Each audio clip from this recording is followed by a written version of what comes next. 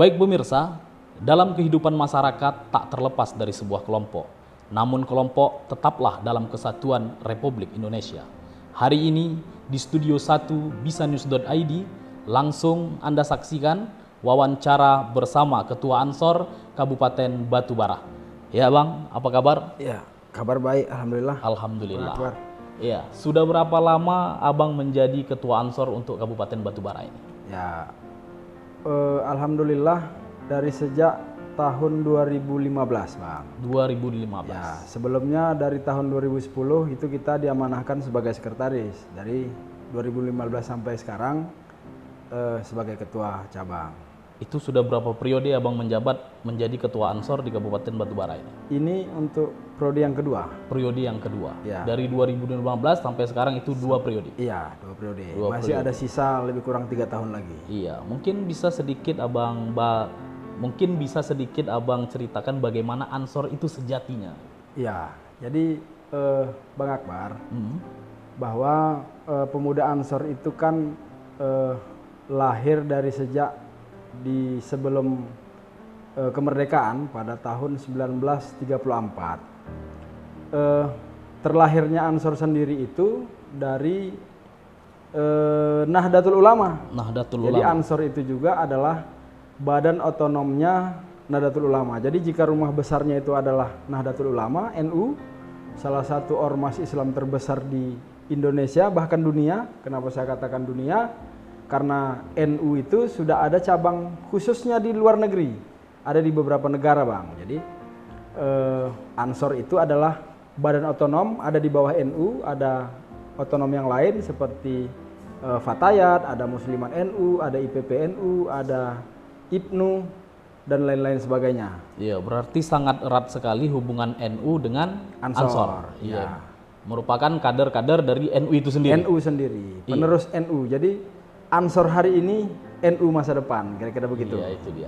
Jadi kalau terkait dengan Ansor, bagaimana untuk pengkaderannya atau bergabung di Ansornya itu sendiri? Jadi Bang Akbar, memang Ansor ini sama sebenarnya dengan OKP yang lain. Jadi Ansor ini juga OKP. Tergolong OKP. Nah, tergolong OKP. Hanya saja yang membedakan Ansor itu dengan OKP yang lain, Ansor itu harus bisa ngaji. Oh, ada dia ya? Artinya bisa ngaji, interpretasinya luas. Artinya ya memang khusus Muslim, kemudian umurnya juga memang umur pemuda.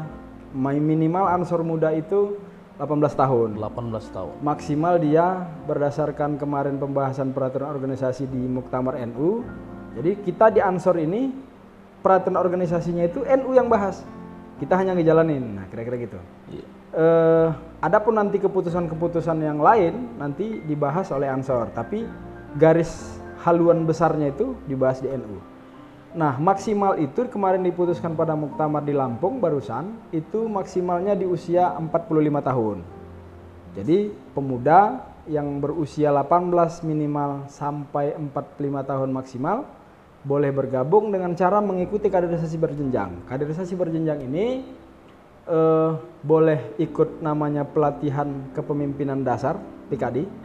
Nanti ada lanjutannya pelatihan kepemimpinan lanjutan PKL. Terakhir PKN, pelatihan kepemimpinan nasional. Ya, itu dia, itu untuk bergabung masuk di Ansor. Di Ansor. Iya, jadi kan di masyarakat atau netizen pada saat ini ya terkait dengan Ansor kan banyak ya bisa dikatakan kalimat-kalimat miring ya untuk pembahasan Ansor itu. Bagaimana Abang menanggapinya? Ya, jadi banyak itu saya klarifikasi. Sebenarnya sedikit ya. Hanya sedikitnya sebenarnya di masyarakat yang memang kita akui masih memberikan stigma negatif, Bang Akbar. Misalnya stigma itu Ansor, Banser, pembubar pengajian. Padahal kenyataannya ya saya selama menjadi ketua Ansor hampir 8 tahun, kemudian pernah 1 periode sebagai sekretaris, ya tidak pernah kita melaksanakan pembubaran pengajian.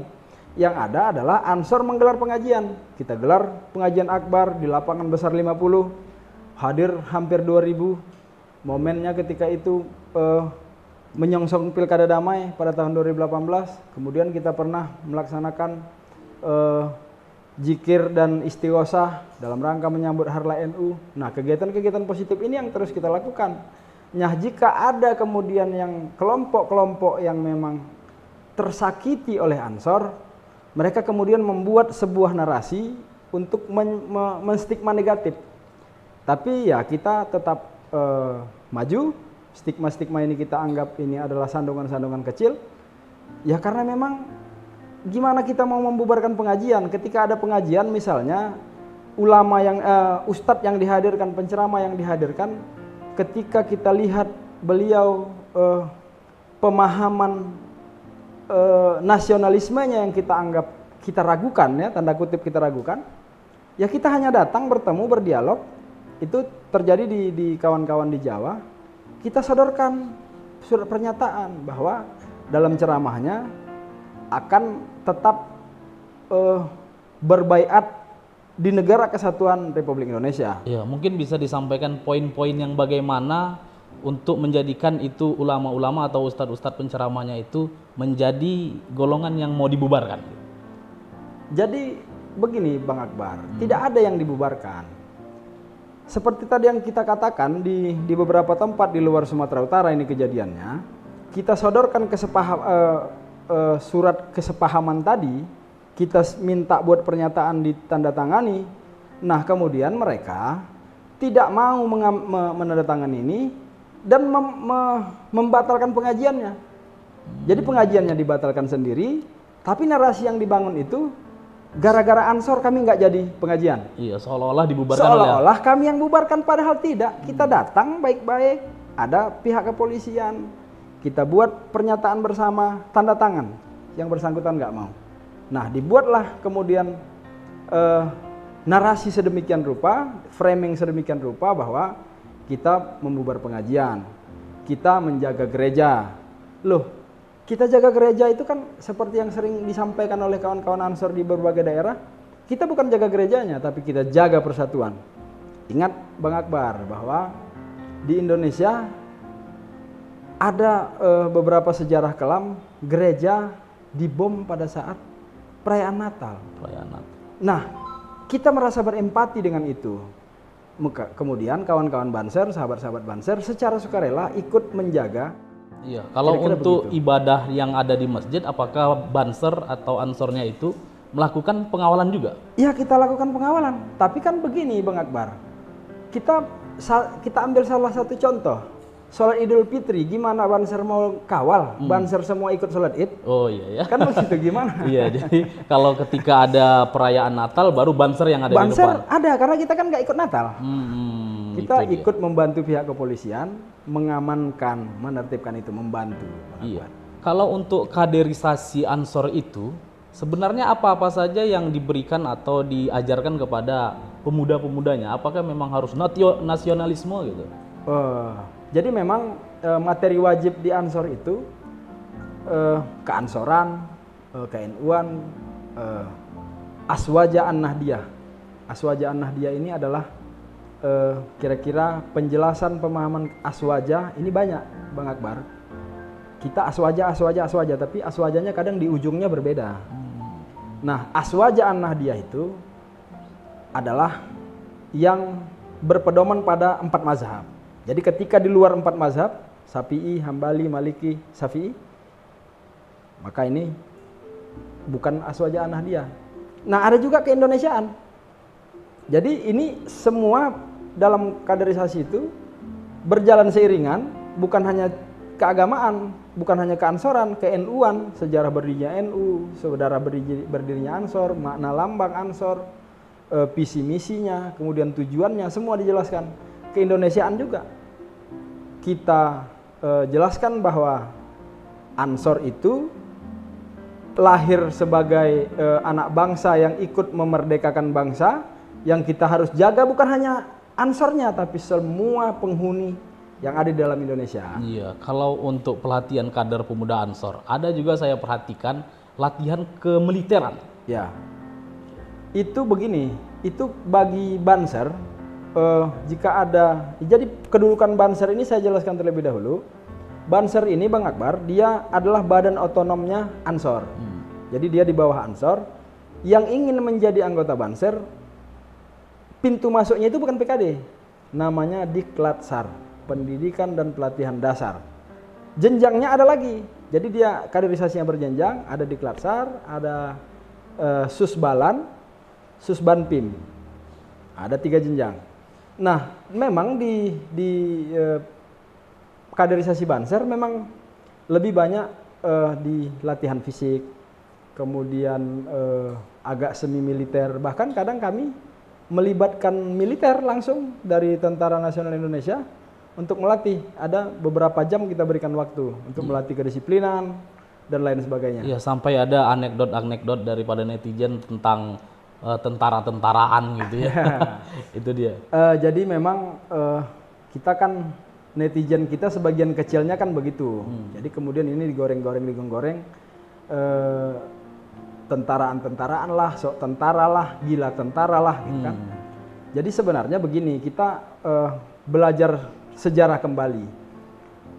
Tentara Nasional Indonesia itu lahirnya tahun berapa? Kemudian Ansor lahirnya pada tahun 1934. Kita merdeka tahun 1945. Ansor 1934 sudah ada, dan cikal bakal Ansor itu sebelum namanya jadi Ansor, pada tahun 1924 sudah lahir, sudah ada. Dan ini kemudian yang ikut berjuang dengan istilah santri. Makanya sekarang alhamdulillah Pak Presiden menetapkan ada Hari Santri Nasional.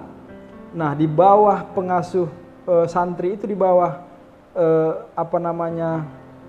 pimpinan Hadratus Syekh Hasyim Asy'ari, salah satu pendiri NU, yang kemudian dengan resolusi jihadnya Hubbul Waton Minal Iman, yang ini kemudian membangkitkan semua nilai juang dan patriotisme pemuda-pemuda Islam, para santri ikut turut berjuang mempertahankan kemerdekaan. Nah, ini kan kenapa saya pikir tidak elok, tidak pas juga kalau kita dikatakan perasaan tentara.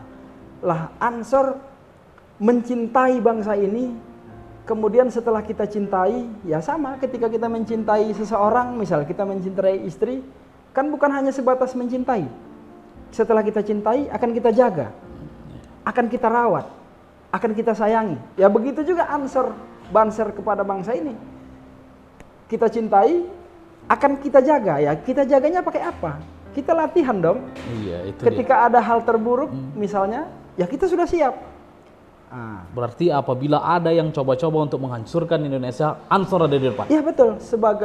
Sering kami setiap ada kegiatan, ada mars namanya Mars Subhanul Waton, isinya begitu. Pusaka hati wahai tanah airku, cintamu dalam imanku. Siapa datang mengancammu kan binasa di bawah diriku. Jadi Bang, di sini saya ingin menanyakan tentang kegiatan Ansor yang berhubungan langsung terhadap masyarakat gitu. Ya, jadi Bang Akbar, Ansor itu tentu kami sepanjang periode yang saya pimpin melakukan kegiatan-kegiatan sosial itu sudah tak terhitung jari. Tak terhitung jari kita lakukan kegiatan, misal kemarin bakti sosial ada yang kena musibah banjir di Kecamatan Ibung Hangus, kita kasih bantuan beras. Kemudian ada musibah kebakaran, kita kasih bantuan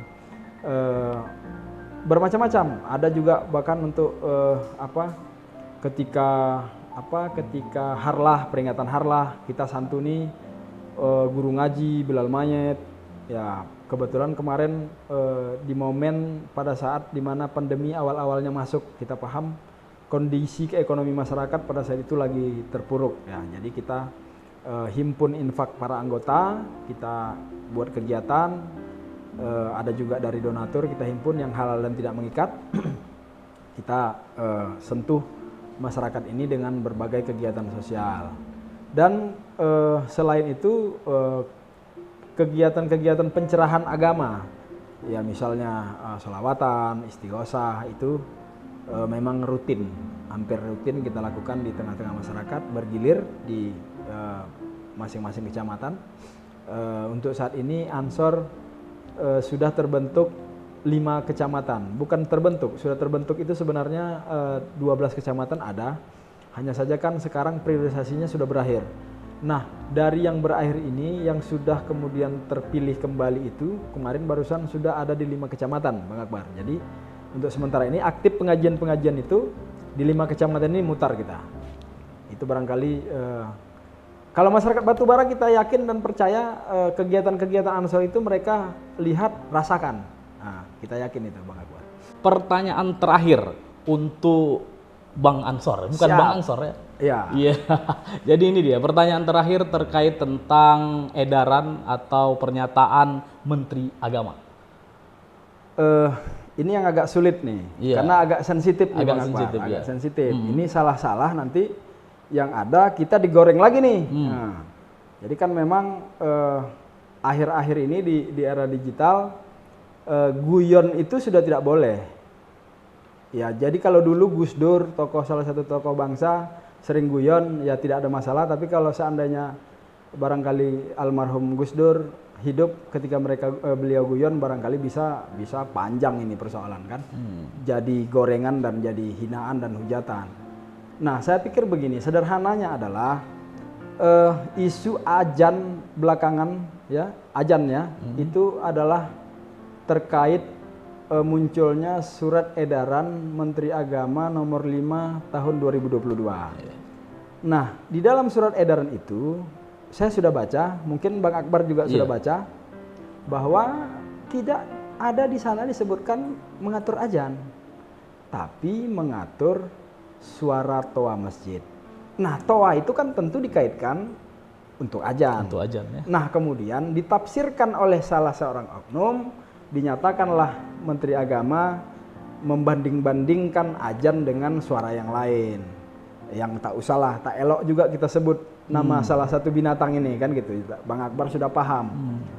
Jadi kita sudah baca aturannya secara utuh, kemudian kita telaah, ya tidak ada masalah. Tapi ya ini kan tergantung kearifan lokal. Jika memang kami pikir semua ketika satu masjid misalnya berdampingan masyarakatnya itu adalah muslim semua, saya pikir kalau tidak ada masalah dihidupkan kuat, tidak perlu diatur, barangkali tidak masalah. Ya, tapi begini Bang, ketika volume itu diatur, ada beberapa ulama atau ustadz-ustadz yang mengatakan jangankan suara yang kencang, Ya, untuk volume yang kecil aja bagaimana untuk mau memanggil orang yang sholat gitu. ya. Kadang suara keras saja pun ajan, orang nggak datang. Ah, itu Gimana pula yang lembut? Lah ini kan pembahasannya kan sudah berbeda. Saya pikir konteksnya bahwa ajan itu kan hanya memanggil, ya bagi orang yang mau juga kan. Ya sekeras apapun barangkali dibuat panggilan itu, ketika hatinya tertutup kan kajiannya sudah cerita keimanan, arahnya sudah berbeda. Jadi kami melihat positif yang dilakukan oleh Menteri Agama, bukan karena Menteri Agama adalah ketumnya Ansor. Nah, jadi kita melihat secara utuh, pernyataan-pernyataan beliau juga kita lihat secara utuh. Tidak ada yang dikatakan menista, tidak ada yang dikatakan membandingkan.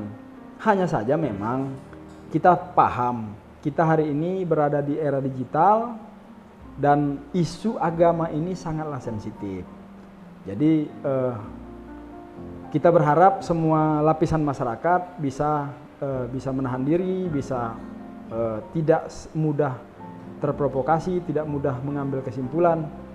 Toh dulu ketika zaman Rasulullah, Sayyidina Bilal bin Rabah itu mengumandangkan ajan itu tanpa bantuan pengeras suara, tanpa toa. Sayup-sayup terdengar, tapi banyak jamaah kalangan sahabat penuh membludak mengisi masjid. Tapi kan sekarang sudah ada toa, tapi juga ini harus kita syukuri. Kemajuan teknologi harus kita syukuri, namun harus juga kita ingat bahwa syiar itu jangan sampai mengganggu tanda kutip bagi umat lain. Ya kita paham bahwa kita Muslim mayoritas. Tapi ketika di satu daerah misalnya, kita juga harus berpikir bagaimana kemudian ketika di satu daerah saudara kita posisinya minoritas, kemudian mereka yang mayoritas umat lain dari kita menghidupkan suara rumah ibadahnya keras-keras, kan pasti juga terganggu. Nah, sehingga saya pikir seperti yang saya katakan tadi, ini tergantung menyikapi saja. Dengan menyikapi dengan arif bahwa pembahasan sebenarnya bukan azannya, tapi pembahasan toa, pengeras suaranya. Kapan digunakan, seberapa jam sebelum sholat, setelah sholat, kemudian pada saat sholat juga. Kan tidak perlu juga pada saat bacaan sholat itu diumumkan keras-keras. Kan cukup ada mic yang di dalam, kira-kira begitu kita memahami, Bang Akbar. Iya, jadi itu dia kepada pemirsa dimanapun Anda berada. Mungkin cukup ya Bang ya, untuk bincang-bincang kita pada hari ini terkait dari apa yang kita sampaikan, bisa jadi pembelajaran tentunya. Jadi kepada pemirsa, baik-baiklah dalam menanggapi dari apa yang sudah disampaikan begitu Bang ya. Ya, terima kasih. Ya, terima kasih. Mudah-mudahan sehat selalu Bang ya. Amin. Ya, baik, demikian itulah tadi bincang-bincang kami bersama Ketua Ansor. Terima kasih. Bisanews.id bisa.